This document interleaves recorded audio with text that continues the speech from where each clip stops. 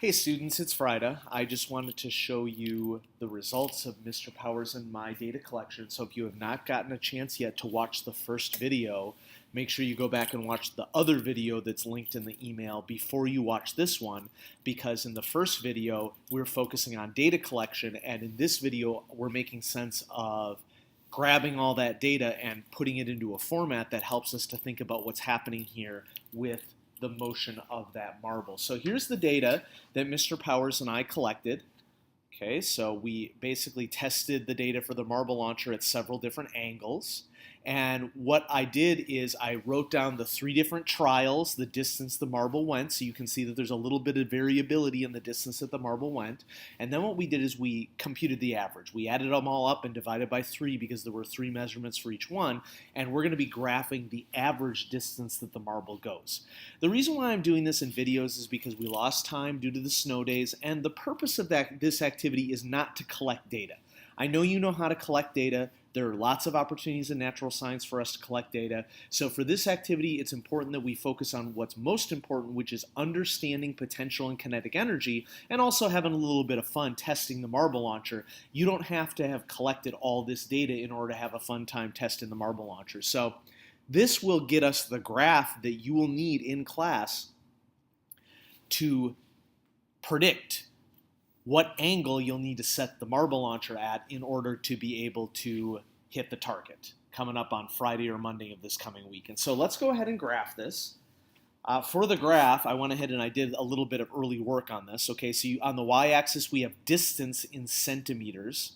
That distance is the responding variable. In science, a responding variable is a variable that changes based upon some choices that we made. Now, the choices that we made are manipulated variable is the angle of the marble launcher. So that's something that Mr. Powers and I got to decide. And then we're seeing, it's what we manipulated, and then we're seeing how the distance the marble travel responds to that manipulation. So that's where the terms responding variable and manipulated variable come from. I also have a title to my graph because an important aspect of any graph to be able to make sense of it is what can we see that's like about a sentence that will describe for us what the graph is all about. And in this case, the distance the marble flies as the angle of launch changes. We want to know what happens to distance as we change the angle of the marble launcher. And so I'm going to go ahead and graph these average distances that we recorded. At 0 degrees, we are at 162 centimeters. So I'm going to mark that down. At 15 degrees, we are at 262 centimeters. At 30 degrees, we are at 397 centimeters.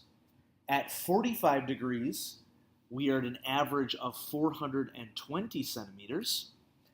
At 60 degrees, 347 centimeters, and at 80 degrees, we are at 165 centimeters. A pattern is emerging. The dots go up, and they reach a peak, and then they come down. And so, depending upon the angle that we launch the marble, there's going to be a maximum distance, but there's going to be several opportunities, 2 opportunities, to potentially hit the same distance based upon the angle that you select. We purposely didn't measure every angle because if we measure every angle, there isn't going to be any challenge to it. And so what I'm going to do is I'm going to draw a best fit line to this graph. And when you receive this graph, you will have it with a best fit line, which isn't a requirement, it's just a suggestion, and you're going to discuss this with your group members and decide what angle might allow you to potentially hit the target that we're going to lay down for our marble launch. So hopefully this gives you a little bit of insight into, or a reminder, I should say, of making a graph.